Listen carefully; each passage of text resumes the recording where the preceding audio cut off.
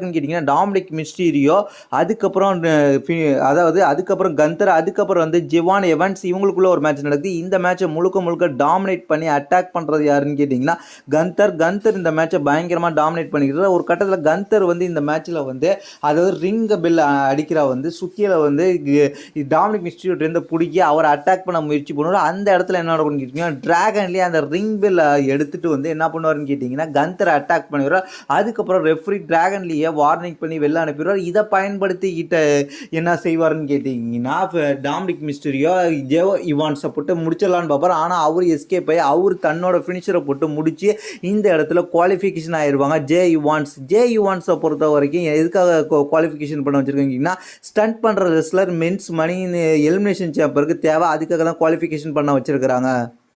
இதுதான் இந்த வாரம் ராவல் நடந்துச்சு. இதை பற்றி உங்களுடைய கருத்து என்னது கீழே உள்ள கமெண்ட்ஸ் பண்ணுங்க. தேங்க்ஸ் ஃபார் வாட்சிங்.